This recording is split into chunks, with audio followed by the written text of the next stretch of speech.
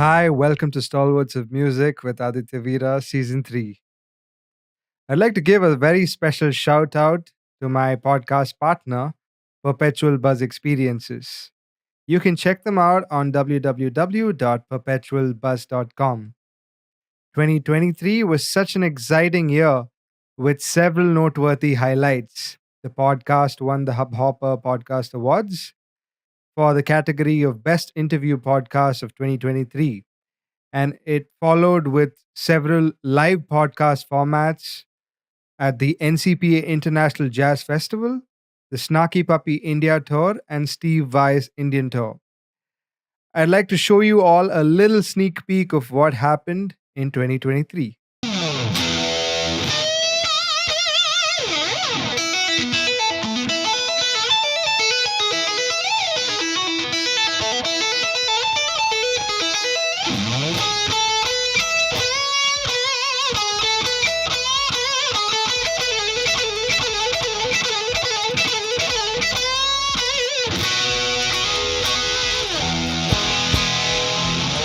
Hello, everybody. This is Paul Gilbert. Hello everybody, this is Purbain Chatterjee. I'm Ludovico Einaudi. Hi, this is Antonio Sanchez. In India, this is Jordan Rudis from the And this is Adrian Vandenberg. ギタリストリサ X です。 Hey, this is Rhonda Smith. Hi, I'm Harold Faltermeyer. This is Dave Weckley. Hi, this is Bill Frisell. Hey, this is Julian Jujimani. You're watching Stewards of Music with Aditya Veera. You're listening to Stalwarts of Music with Aditya Veera. You're listening to Stalwarts of Music with Aditya Veera. And you're listening to Stalwart of Music with Aditya Veera. And you're listening to Stalwarts of Music with Aditya Veera. Hello, India. Hello, Bharat. I will be talking to Aditya Veera for his series Stalwarts of Music with Aditya Veera.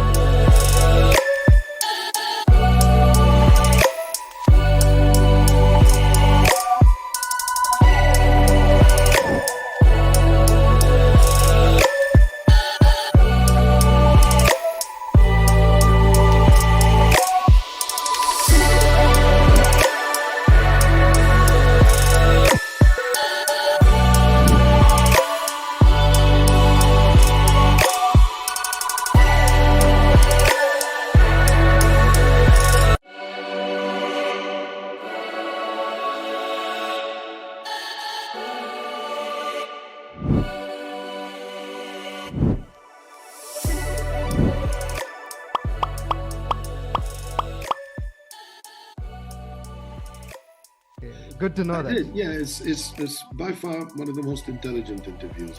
An interesting choice of questions. Very well presented. I like where you're coming from and your questions, and you've done your research, and you're. It was a pleasure to discuss all those great topics that you put on the table, and I was lucky to be with you in this hour. I spent a beautiful hour with you. Thank you.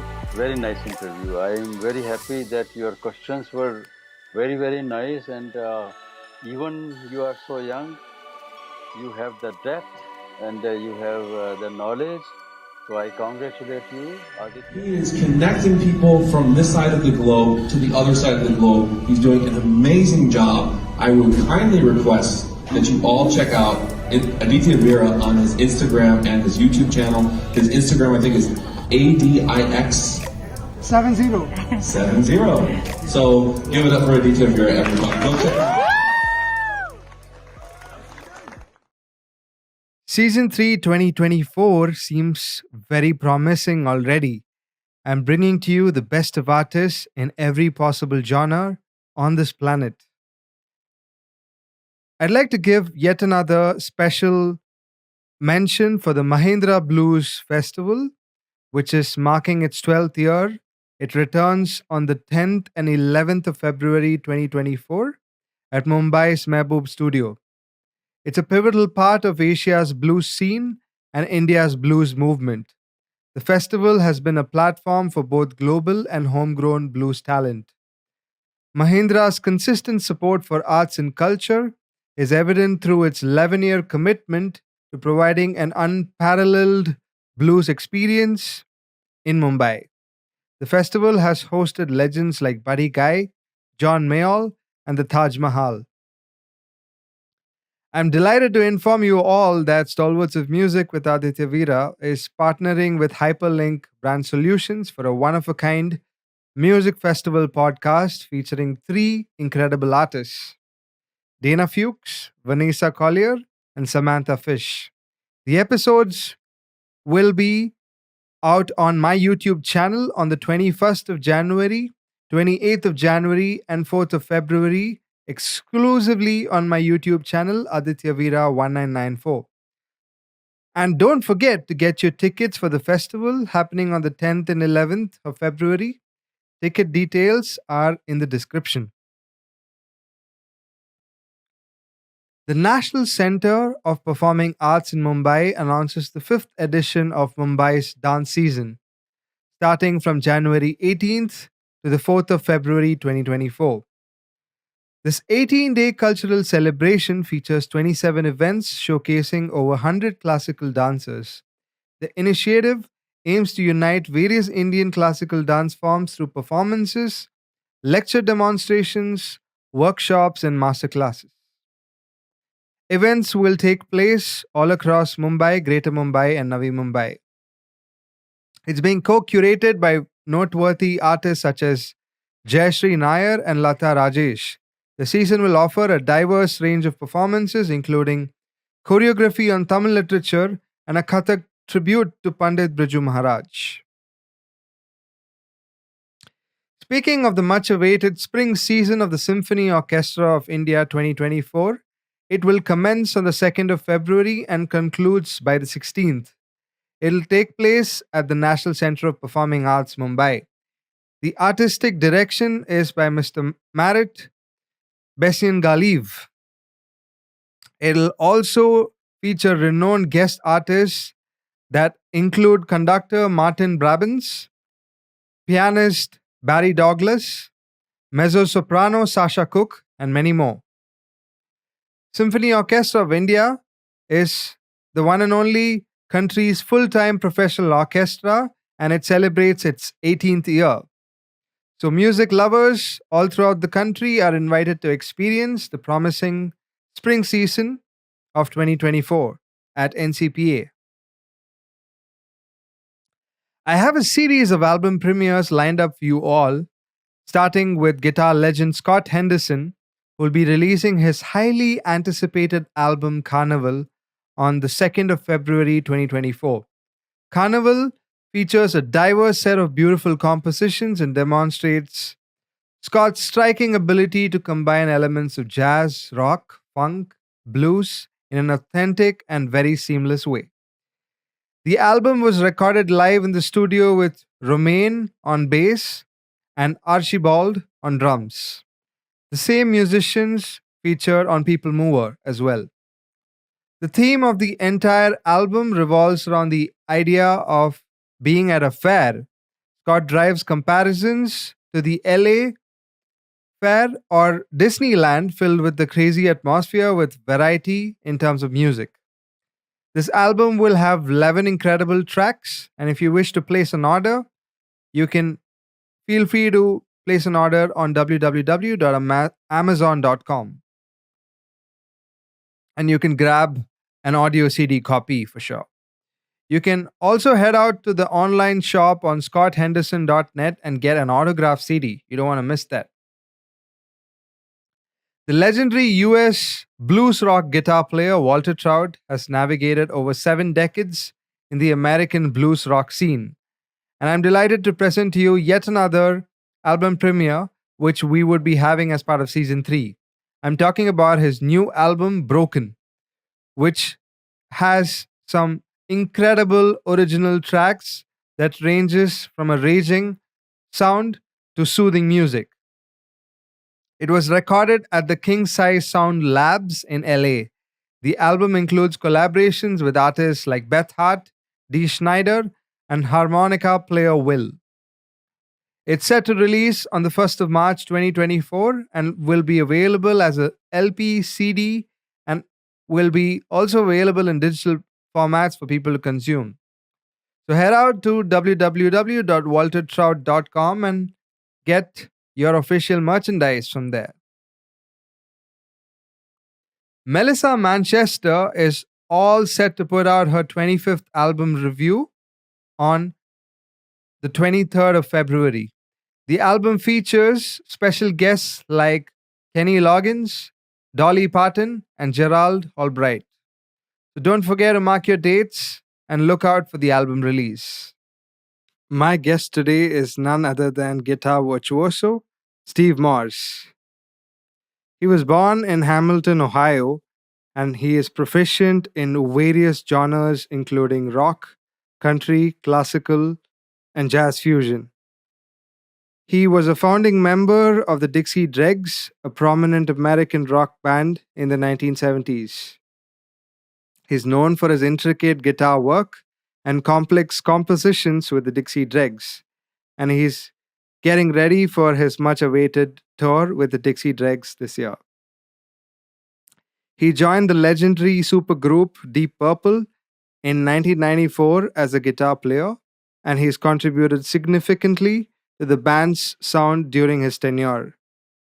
He's pursued a successful solo career, releasing albums that showcase his eclectic musical influences. He has been a sought after session guitar player and has collaborated with artists ranging in different genres. He's received numerous awards, including 7 Grammy nominations. He was also inducted into the Rock and Roll Hall of Fame as a member of Deep Purple.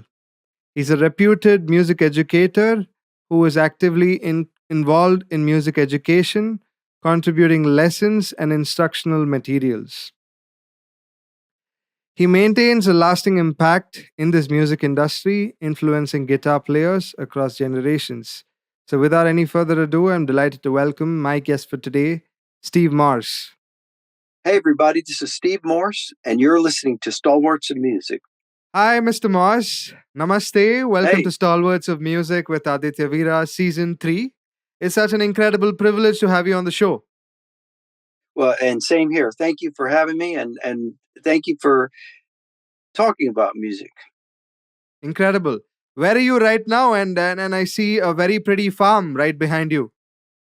Yeah, I just have to cut the weeds, and I was out here when I got the notice to this was going to start, and so I said, "Why not? I'll just get inside the cab of the tractor, get out of the cold, and Wow, that's such a beautiful landscape around you, and it's a great place to sort of sit at wherever you are and do the interview. It must be quite a sight around you. Yeah, well, yeah, the technology has shrunk our world. certainly. You know, when you think about where you are, where I am, and the fact that I can just plop down my phone and do a video interview, it's amazing. So Certainly, I'm just taking advantage of that. we've come a long way, indeed. So I have a couple of very interesting questions as part of our agenda today. So shall we get started? Sure. So I'd like to start this interview by asking you your earliest musical memory. Oh, wow. I would have to say that was my father was a minister, so it would Okay. have to be in church, the music that they played in the services. Mhm. And also, my mom played keyboards. Mhm. We had a piano, briefly, a rented piano, Okay. and then they got a electric organ that didn't sound very good, but Mm. she played that. But she played it very well, and she could read music. But that was definitely the first. And then a little bit later, I got a transistor radio. You know, the transistor radio were the size of a little bit bigger than a pack of cigarettes, Okay. and had one speaker that sounded horrible, and a 9-volt battery, Yeah. and so I would keep that under the pillow Wow. on my bed and turn Mhm. it on and put my ear up to it through the pillow. Okay. And that's how I listened to pop music for the first time. Because Mm. my parents, they were not fundamentalist religion. They were just practical. They didn't want their kids listening to rock and roll for as long as they could keep them from it. Well, when I got the radio, that was the end of Yeah. that. Yeah. But how did you sort of, make them come to terms with playing not so secular music? Like, how did you sort of make them understand that that was what you wanted to do? That was your objective. Well, my parents were different because they were both psychologists as well. Okay. And my dad later got a job, teaching at a medical college, Mm-hmm. and same with my mother. That's where they spent their careers. Okay. So they understood that music has a very important role Mm-hmm. in the development of the human psyche and our soul and everything.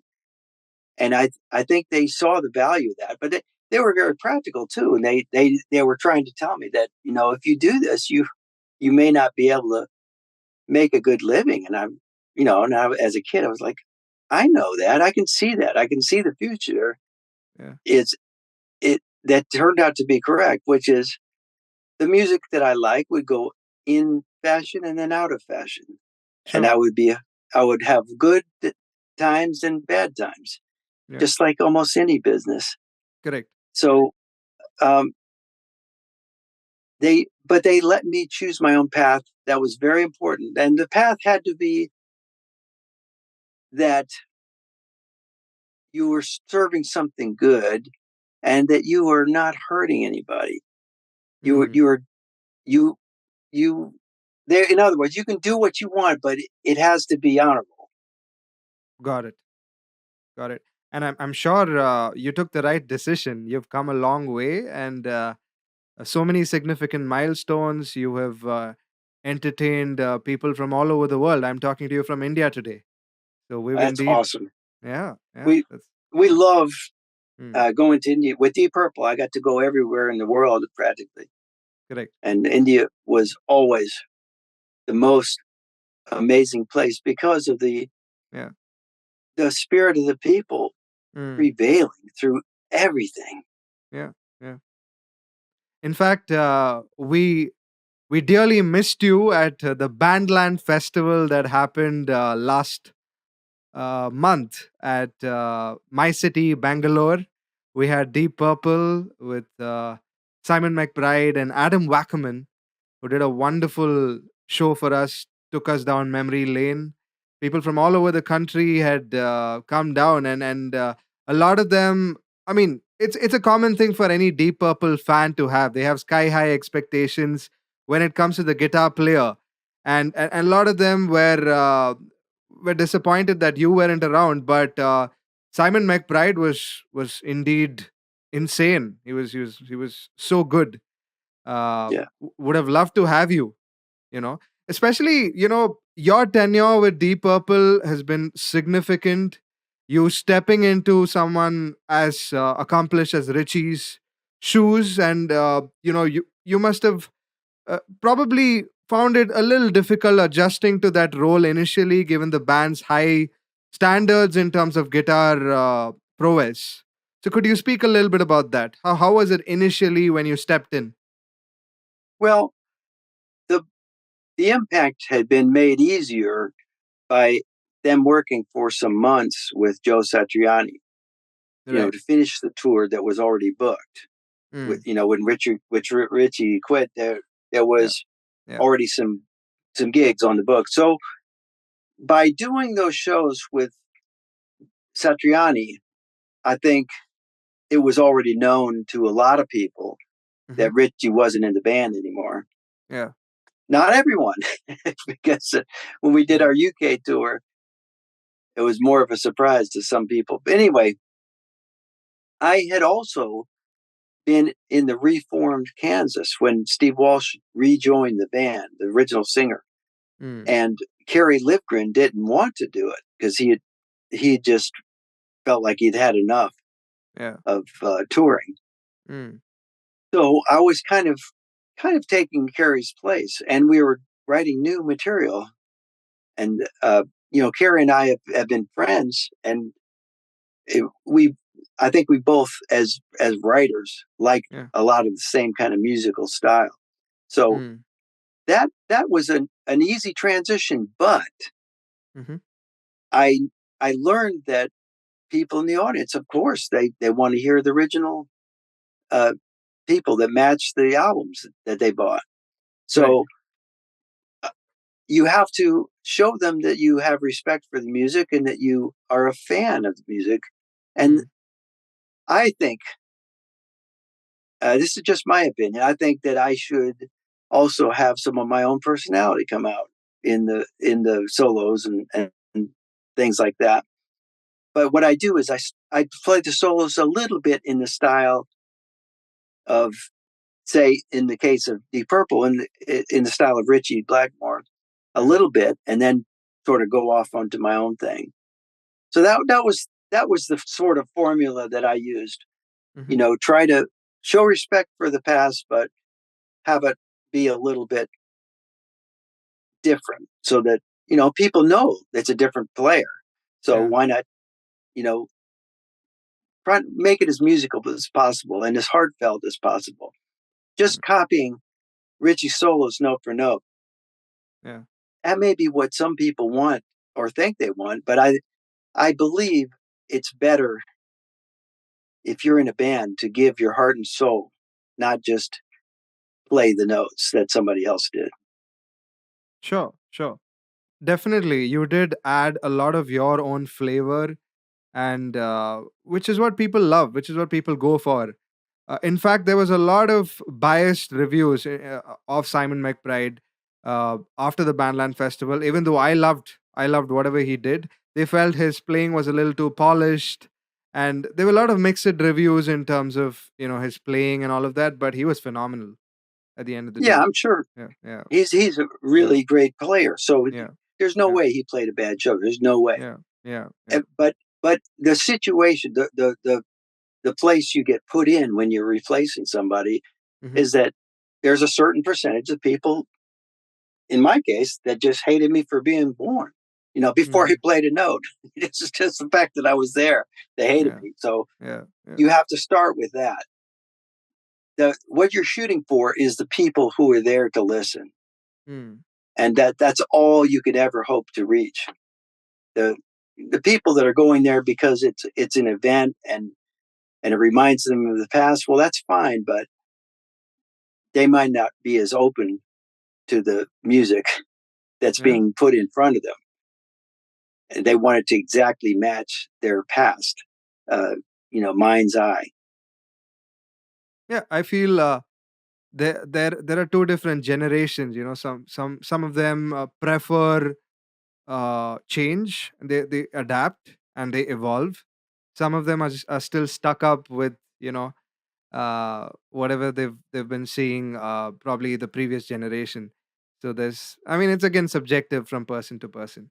Yeah, And I think, yeah, and I think yeah, we both, I think we all have those two things, yeah, just in different proportions. certainly. Everybody likes routine so that they can predictably accomplish the things they need to accomplish, but they also get Mm, bored if there's too much routine. So totally.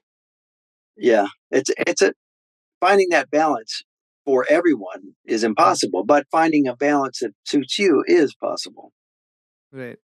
Since we are in the topic of Deep Purple, I'd like to talk a little more. It's a band that has gone through pleasant and some very unpleasant moments at the studio or on stage. Yet that friction yielded some musical masterpieces during your time with the band. So did that tension serve as a creative catalyst for the group? I I don't know if tension is a great catalyst.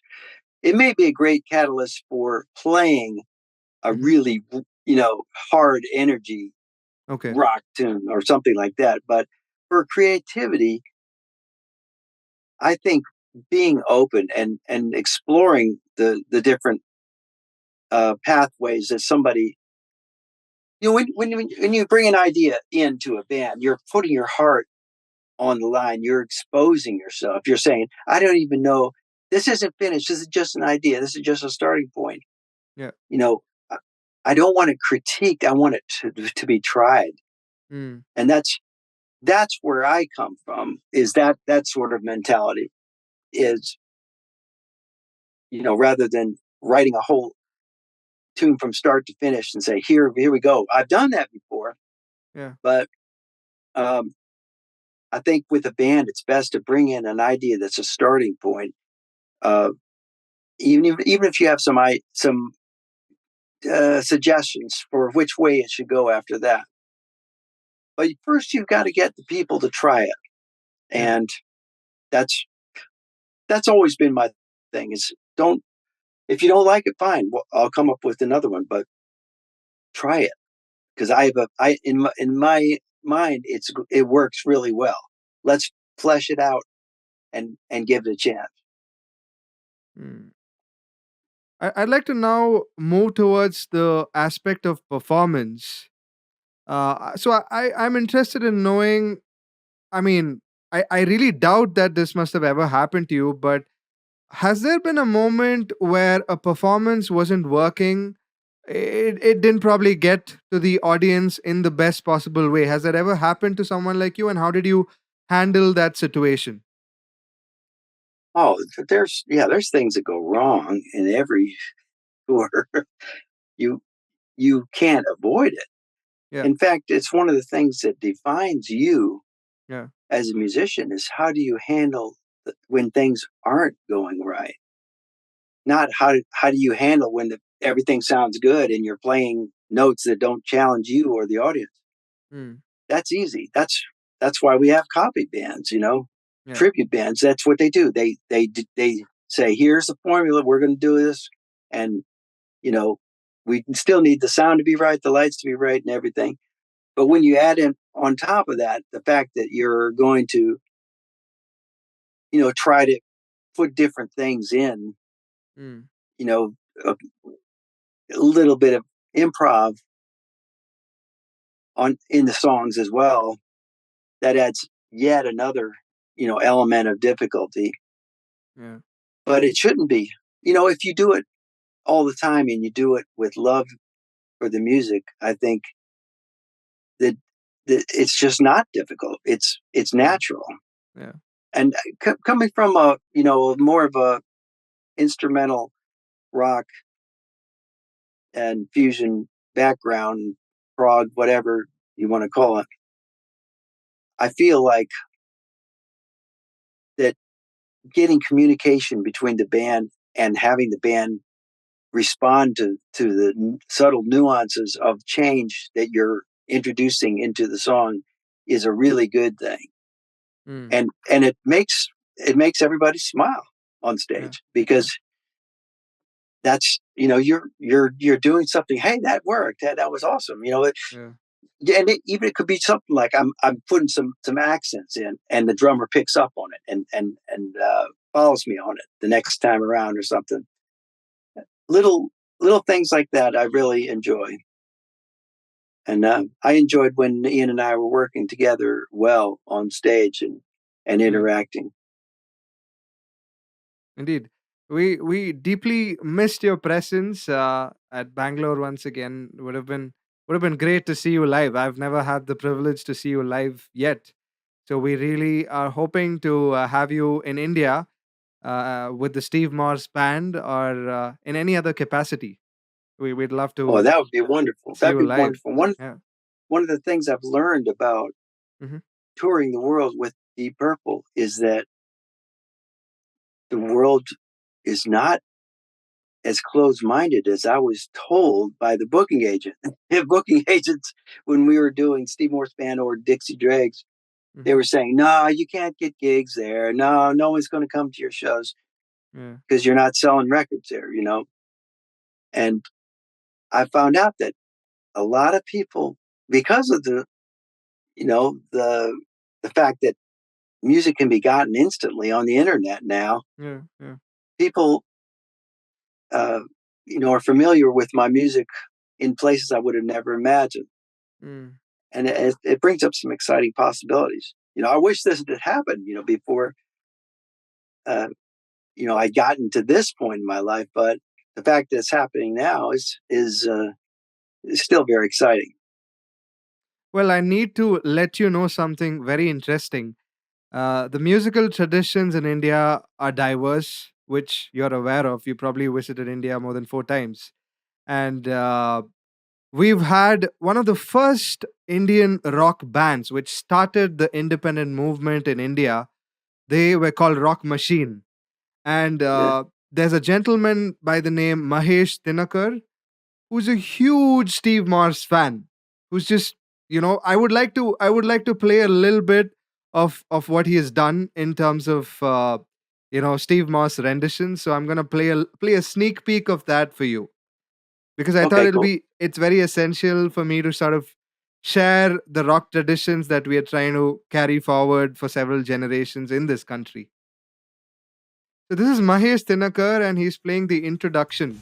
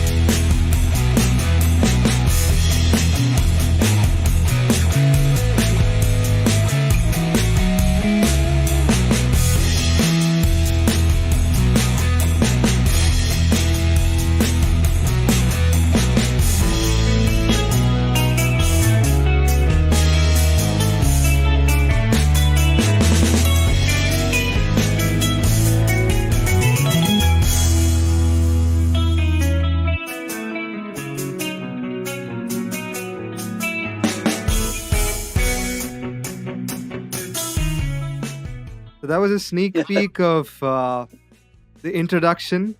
Hope you Cool. liked it. This is Yeah. Mahesh, one of the pioneers of rock music.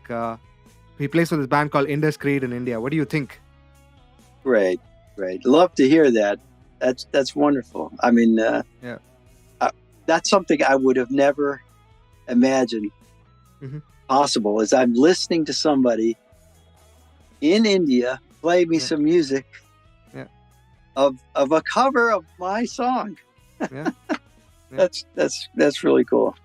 Yeah, I will. And I that- will that- be sure. I will be sure to send a few of these links to Bill. Maybe you can check it out at ease whenever you're Sure. free. Yeah, he's a phenomenal guitar player, and we love Yeah. the band Indiscreet. Yeah, that clean guitar part is difficult. It's not Yeah. it's not normal, blues Yeah. guitar layout. So Yeah. it's more classical than it is anything. So that's really cool. Yeah. I wanted to understand, how does spirituality inform your music? Oh, it's everything. I mean, your life is reflected in your music, I think. Okay. And your life, your hopes and dreams, and maybe the things you wish that Mhm. didn't happen are reflected in your music. But Hmm. with my music, I try to just convey the beauty in a melody, the beauty that exists in all things, Yeah. with the visceral elements, like having a rock beat or a backbeat or a funk beat or the just the primal energy of a bluegrass tune. Even it's Yeah. all that's all relating to the basics of life, but the Hmm. melody and the subtlety and the nuance is part of the sort of the emotion, ups and downs of life. I remember reading somewhere that we had something like 50,000 micro expressions in our face Mm. that people subconsciously can read them. And that's why some people can tell if you're lying or telling the truth, and why a salesman can't sell to his products to people that can see those micro expressions, unless the salesman believes it in his heart that it's the best thing for the person. And so playing guitar gives you an opportunity to make these micro bends and pre bends and different subtle ways of attacking the string that express like your face. You can play a melody so many different ways, but you can play it like you really mean it, and then that's the kind of, I guess that's the way that I think spirituality is a big part of my music, is that I really and truly believe that I have to live it and love it and really want to convey it in order to get the best product. Makes sense. Do you have a sense of God or a presence that guides you? Yes, constantly. That's part of life to me, part of at least every day. I sit and thank God for everything and pray for wisdom of what to, there we have some very simple prayers that are famous, like knowing when you can do something about a problem and when you can't, and the wisdom to know the difference. There's that comes up a lot in my life, but mostly I've just, at this stage of my life, I'm giving thanks for every day of life that I'm been given. And boy, you were talking about spirituality, and I was talking about micro expressions in the face and in the music, but Indian musicians know more than most about expression. The expression is so nuanced and subtle and perfected in the so many of the instruments, like this guitar, where it's all technique. They just, yes, there's some frets, but you cannot make it talk unless you really put in the time. So and I thank John McLaughlin for, helping to bring the beauty of the Indian instruments and players that he's incorporated in Shakti. And I've seen him play many times with his all Indian group, and it's just mind blowing. Yeah, in fact, I was reading an article where you were supposed to play, you were supposed to come in for Al for a show with Sir McLaughlin and Paco de Lucia, and instead you opened for them. Probably 1984? Was it in 84? Yeah, around that time. Yeah, something around that time. Incredible. And you also have great taste for Indian classical music. I was listening to a little bit of Prime Cuts sometime last week, and I heard a little bit of Indian percussion in one of the tracks. Oh yeah, well, we're all influenced by by I would say maybe George Harrison was the first person to bring Indian music into my consciousness. The beautiful stuff he did with Ravi Shankar, and the fact that he was, willing to say, "Here's my song, but I want you guys to make this, with like in Within Without You." Just the gorgeous instrumental break in that. That still gives me chills, because it's, it's so well played. The standard of excellence is so high for the Indian musician. So that's another good reason to study it. Sure. And for the Indian audiences out here, any particular highlights or anecdotes from your time with Sir McLaughlin and Paco de Lucia during that tour in '84? Is there something that you can recollect and share with us? Well, that was a lot of the stuff that they were doing was a little bit more flamenco style, more more Spanish style because of Paco. Paco was a flamenco player, Paco Correct. de Lucia, Correct. and Al Di Meola was heavily influenced by that. So a lot of the song arrangements that they were doing on the tour were that. Yeah. But then John had the super percussive, picking every note style. Well, actually, so did Al, but John had a different approach, and his would sometimes get a lot closer to the Shakti kind of playing, and that's where we really, I think I was really attracted to his playing the most. But all of them had exceptional rhythm, and for me, it just upped the game. The level of awareness of how tight you are with the rhythm just went way up when I was playing with those guys. Incredible. How dependent is the feeling of validation from other people, and how does that balance with your inner sense of fulfillment? When do you feel that you've done a great job and it does not matter if it has not gotten through to an audience? Good question. That's a great question, because I started this by turning down an opportunity to get much more well known, and then turning down another opportunity to get much more recognition and pay. And that was the formation of my career guidelines. Was, no, it's about the music. We got to do the music, because we played a lot of free shows with the Dregs, and I could see people. They would walk by, and they were not interested. They had no idea who we were. But some things, melody especially, great melody would pull them in. Long solos would send them away. So we did short solos, improvised but short, and lots of melody, and change. Don't stick on any one part too long. And those became the guidelines for me. So I do want people to react positively to the music because they're attracted to it. But I know that there's no way I can reach the masses.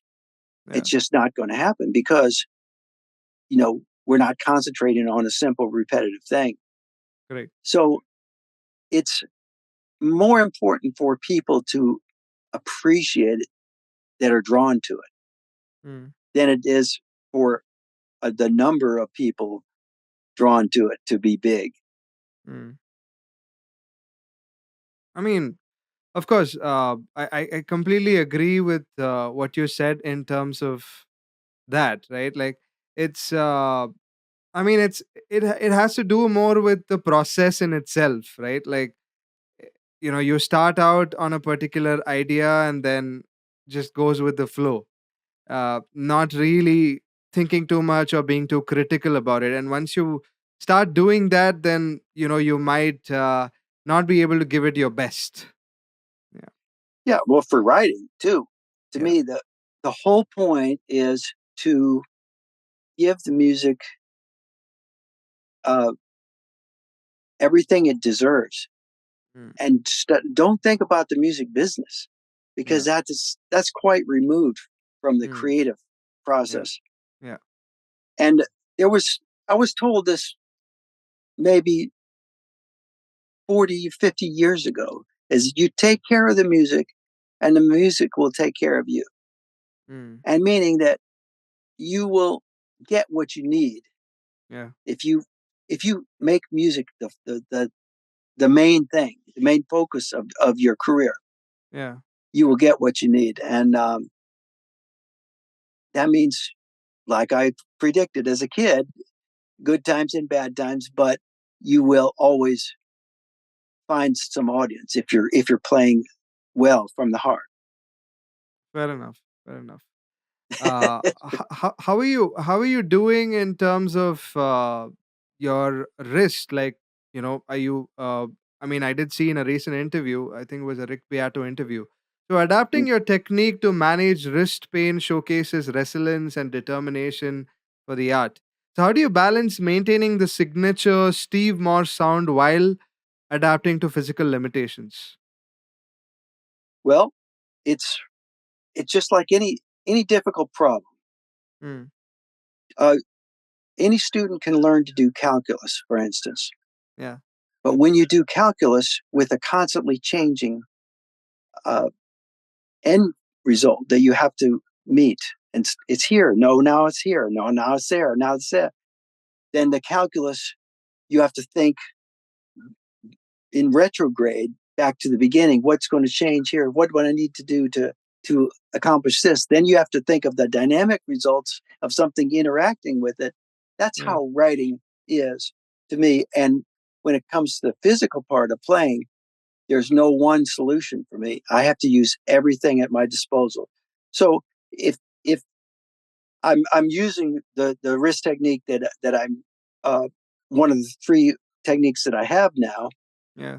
and it's still not working, I'll think about, well, let's go to left hand and change the fingering, because as you know, playing something on the 3rd string is different sound than playing it on the 4th string, and pulling off is way different sound than picking every note. So right off the bat, you can come up with dozens of ways of playing something. At least I do, and so a lot of times I just sit and fiddle and think about which way is going to be better, and which way is going to serve the melody better. Yeah. So that's my signature sound. Really, is trying to think of what will bring the music out the best. I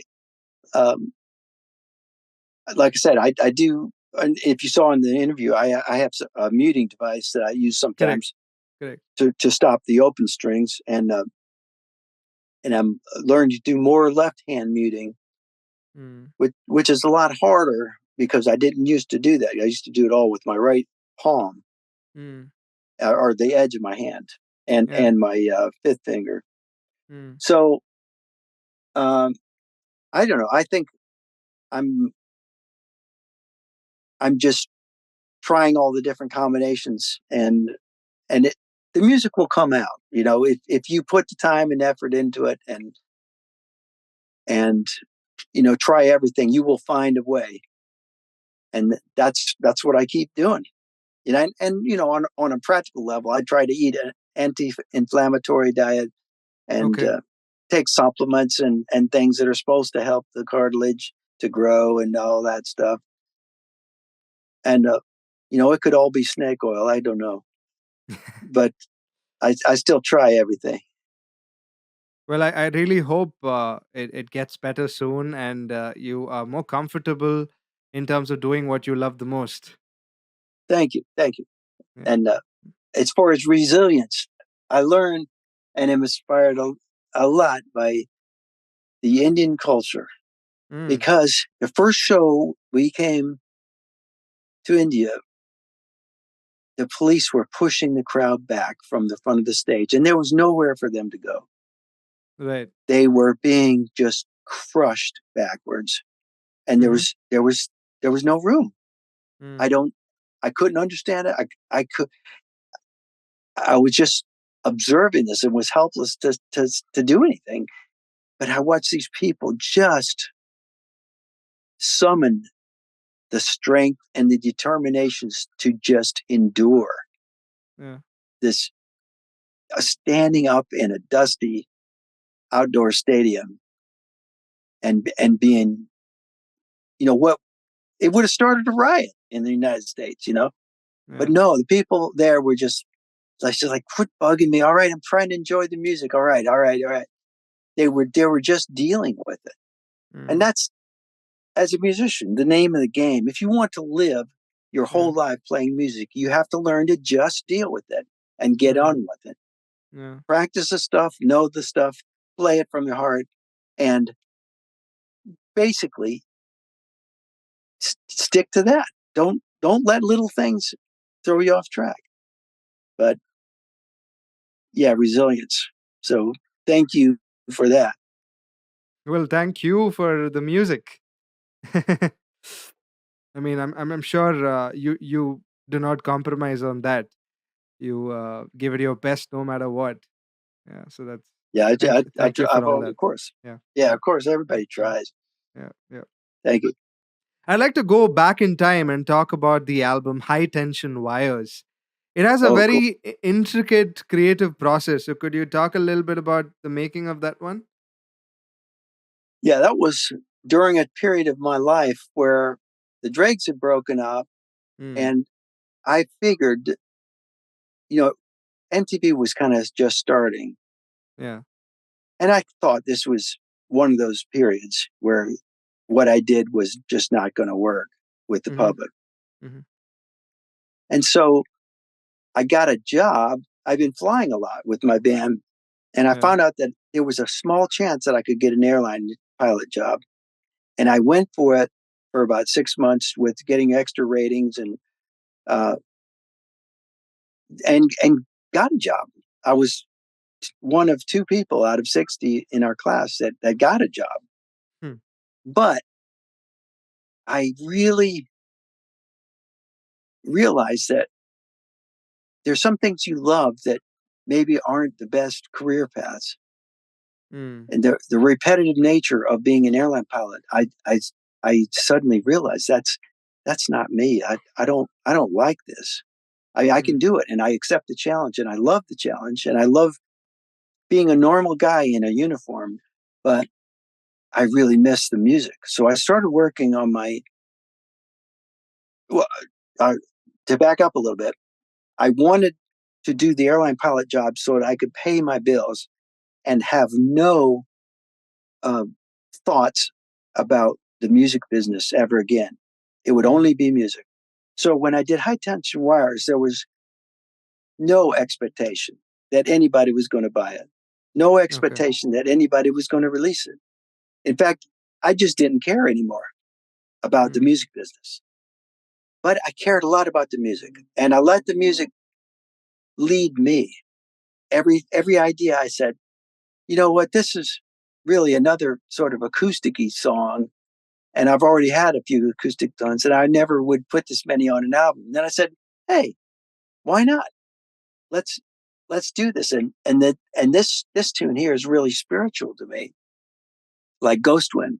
And I thought, well, this should be part of it. This should be, in fact, this should be the opening of the album or something. It's so, I believe it so much, And then we had things like, Too Many Notes, where it was just super technical and super difficult. Yeah. I loved that album because, like I said, there was nobody to please, nobody to get approval from. And it was the most free that I've ever been. I would like to understand what has been your writing process like. I mean, you've been part of so many different setups. So if you had to sort of, pin down a particular composition, what is your process? It varies. Sometimes I write on keyboard.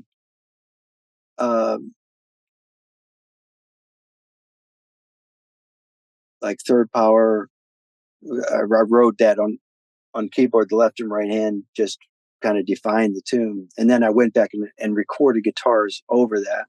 Yeah. I made a MIDI bed to work with. And then other tunes, like Too Many Notes, it just all worked it out on guitar.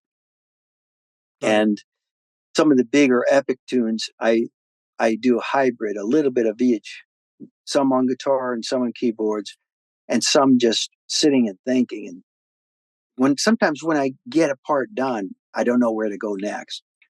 And so the best thing is to make a recording of it if I can, play it, and then close my eyes and say, what do I hear? And sometimes I don't hear anything really good. I just hear, typical sounding things in my mind. And so I said, no. So I'll keep coming back to it. And I'll keep coming back to maybe 5 or 6 ideas and not work on them all at once, but listen to them, go back and visit them and do the same thing, play it and say, oh, what about here? I could hear this second part or this third part here in my mind. Let me see if I can flesh that out, and then try to make a rough sketch of that. So that's how I do it. I try not to be in a hurry with anything, Mm-hmm. and generally I hear the melody with the chords. Okay. Or if I'm doing melody alone, I know what chords I'm defining. I know what chords that I'm, the background in my head, so I can fill those in later. And the ones I do on classical guitar, I write on the classical guitar, every bit of it. Okay. I play it, and I'm being super analytical. Saying, all right here, I've got a lot of sort of unison. All the low and high notes are kind of playing together. I need to get some more counterpoint in here to balance it out. Things like that. So I'll analyze what I'm doing as I'm writing. Nice. What have been some of the most gratifying or the satisfying moments in your life? I'm sure there have been a lot, but if you had to pick a highlight, what would it be? Oh, wow. Well, it's several. The ones that pop in the head, of course, seeing my son breathe after a difficult 18-hour delivery, Okay. and also the day that he gave me a huge compliment of saying, without meaning to. He was talking to somebody else, but he said that I was a hero of his. Oh, lovely. That was huge. Yeah. And when my wife was able to get up and walk again after the cancer, stage 4 cancer, Okay. and these kind of things, these are life and death things. And they figure into music in a way because, that whole, I'm grateful for life. I'm grateful to be alive. I'm super grateful to have my wife alive and my son alive and the rest of our family. Yeah. But I'd say the biggest part of anybody's life is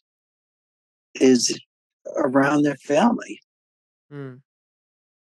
Certainly, certainly. I think nothing beats that. I can totally relate to whatever you're saying.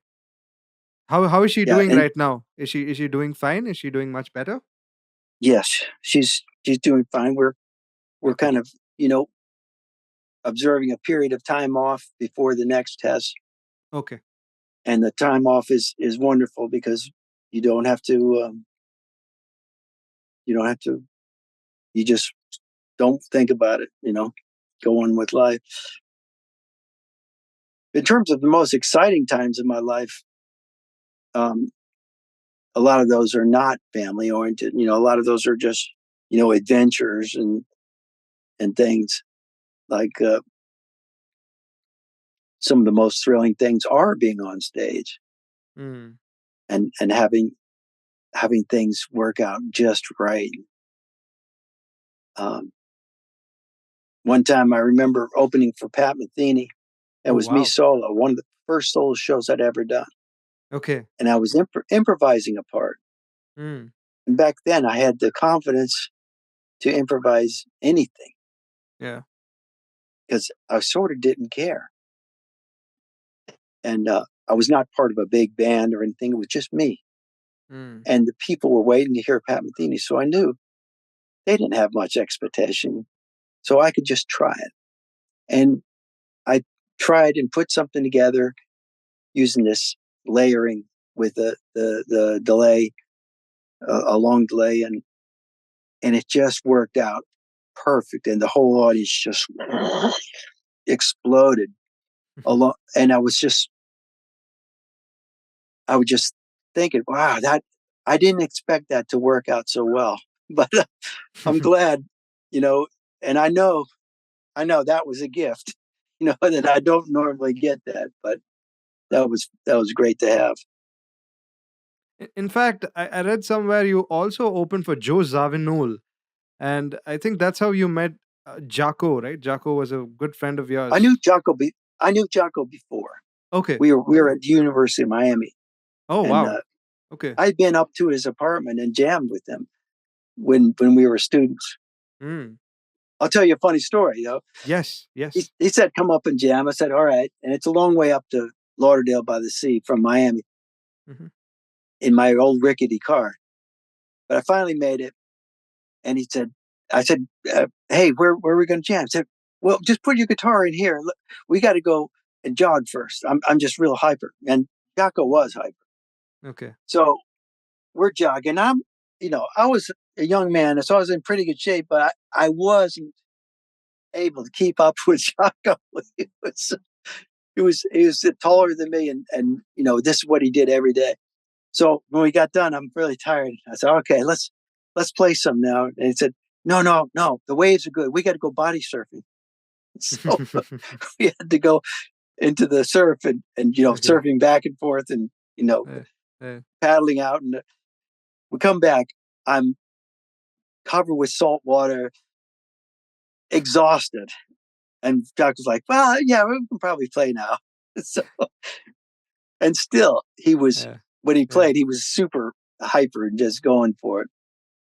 But yeah, I knew Jocko before that. That was definitely something. But Joe Zawinul, by the time we did that Joe Zawinul tour, Jocko had already, kind of gone off the deep end, with his addictions and things. Correct. And so Joe Zawinul wouldn't really even talk to him, and it broke my heart because I thought, hey, I remember, Jocko's tune Birdland and Teen Town and stuff like that. We could do that, and it just he had burned too many bridges with Joe, and so it didn't work out. But on the plus side, that same night at the Carnegie Hall, Peter Frampton had worked out I'd given him the second part of a duet that I played with Steve Howe on a Dregs record called "Up in the Air," and Peter Frampton came beautifully dressed, like look like a rock star with almost like a tux or something, but he was like ready for a recital at Carnegie Hall. It was awesome, and he brought a classical guitar and he nailed it. Yeah. I was so proud of him, and that was another very exciting time in my life, to have moments like that. Incredible. A lot of musicians feel that their best work is when they're entering their 70s. Do you have a similar philosophy? No, I think you get wisdom and reflection and patience in your 70s, but as far as the best work physically, of course not. But the best, I think you might be able to get your best work compositionally. Okay. In certain instances, because of, like I said, the reflection, the wisdom, the patience, and as long as you still have your work ethic, you could then. But physically, no, I don't see that. I think it's harder than ever. I have to work harder to play what I did before. Okay. But I still have the work ethic to do that. So we'll see. What are you working right now in terms of music? Are you planning on a new album or something of that I've sort? got 5 things. First is I'm playing with Kansas in a couple weeks or a week and a half. Okay. Playing 2 shows with them. Okay. Then we're going Flying Colors is getting back together to do a cruise. Wow. Cruise to the Edge with that's usually the Yes. Yeah. It's a prog rock cruise, but Steve Morse Band also is playing that. Then in April and May we got gigs with Dixie Dregs, and Steve Morse Band opening. That's coming up. And then Dave and I have been working on a new album.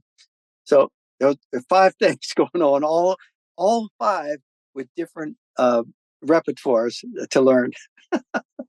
Well, I can't wait to do another podcast because that'll be another topic in itself, the new album and the collaboration. Really, really looking forward to that. So, in the interest of time, I'd like to come to the last part of our agenda, which is a rapid fire with Steve Moss. Shall we do that? Okay. Let me caution anybody listening. When you answer quickly, you have a higher percentage of making regretful statements. So let me just say that, knowing that before we start. I'm not going to ask you any question like that. So it's going to be a very straightforward question. Don't worry about it. Okay. Yeah. First question for you, Mr. Moss. What is that one song that always makes you cry? I can't answer this rapidly because I have to search my memory banks.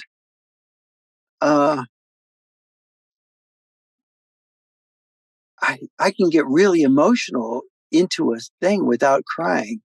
So I think the only time I can get a tear from music is maybe in a dark where there's no outside distractions at all, or maybe where there's video with it. But one of the more beautiful when I hear the Enya song that she sings in Gaelic, super laid back, and it's got a Gaelic name, so I can't even pronounce it. Okay. That always gets me in a really profoundly spiritual mood because it's so beautiful. It's just so beautiful. There's very little to it compositionally, but it's just so wonderfully done. Lovely. What is that one song that is your favorite guilty pleasure song? On the contrary, do you have a guilty pleasure song? Sure. I like a lot of pop music. Okay. And one of the ones I just heard recently, I said, this is fantastic. Was it's an older tune, maybe 10 years ago, but Somebody I Used to Know by Gotcha. Yeah. Yeah. And super simple tune, but he does a different approach to the simple melody each time. Yeah. And very clever and super catchy. And if I hear a song like Dance by Leo, who is it? Somebody Womack, the country singer. Womi Womack? Is it Womi Womack? I don't know if it's Liam Womack. I can't remember her first name, but okay. The country singer, is it? Okay, I'm not too country sure. singer. Yeah, I'm not too sure. Yeah. And something like that with just super predictable harmony and everything, but done real great production. Sure. And and I don't feel guilty about admiring those.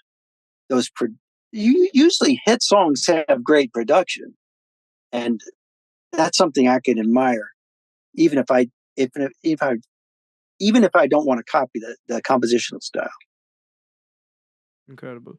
What are the top 5 qualities of a music educator that you personally embody? Experience.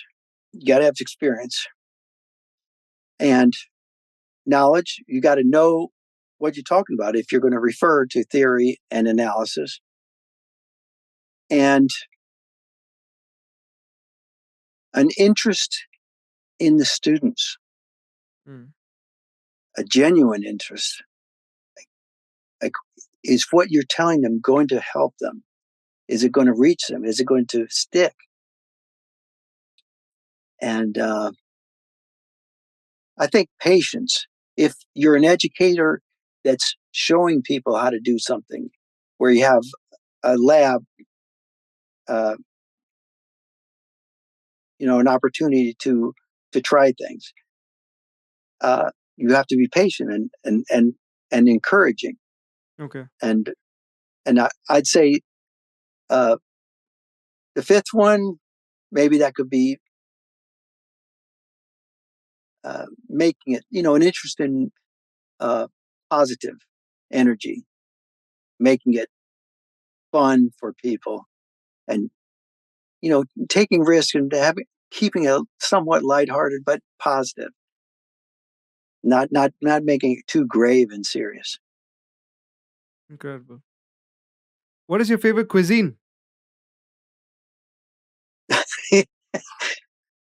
Indian food, as long as it's not too hot.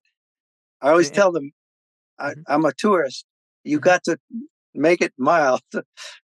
I love Indian and Mexican, but we have a great Indian restaurant in our town. Okay. Just amazing. Any particular dish that's a personal favorite of yours? Well, when I'm in India, sorry, I can't talk. When I am in India, I usually have vegetable biryani. Okay. But at our local restaurant, I have the mulgatwani soup and the tandoori chicken. I love the tandoori chicken, with whatever they put on the outside of some kind of yogurt dip too, and all the curry dishes, as long as they're mild. Incredible. What are the top 3 songs, part of your contribution, which top your playlist with Deep Purple? Uncommon Man. Sometimes I feel like screaming. Maybe something like Cascades with John Lord, where we were interacting a lot. Okay. One more. You just said 2. Oh no, yeah, I thought I said 3. Okay, sorry. Let me go back in time. Uncommon Man. Okay. And sometimes I feel like screaming. Okay. Too. And then third one would be Cascades. Cascades. Not Your Lover Now. Lovely. If you had to describe your experience being on the interview, how would you describe it? Being on this interview? Mm-hmm. Oh, unusual, because I'm in a tractor and my phone is overheating and the battery's dying and stuff like that. But I'm talking to somebody from India. All right. It's unusual, but pleasant. Great. I have one last question for you today. Down in the distant horizon, what would you like to be remembered as? A great father.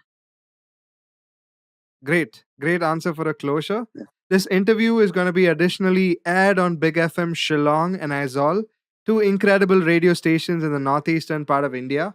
And it'll also be out on my YouTube channel, Aditya Veera 1994. And it'll be streaming on all major audio streaming platforms, ranging from Apple Podcasts to Spotify. So I can't wait to share the link once the interview is out. It's been such an incredible blessing, honor, and a privilege, Mr. Morse. Please do stay in touch. And I'd love to see you in India. Thank you. I would also. So take care and have a great time at the farm. Thank you. You too. Bye-bye. And do stay in touch. Please do stay in touch. Yeah. Will do. All right then. Bye-bye. Okay.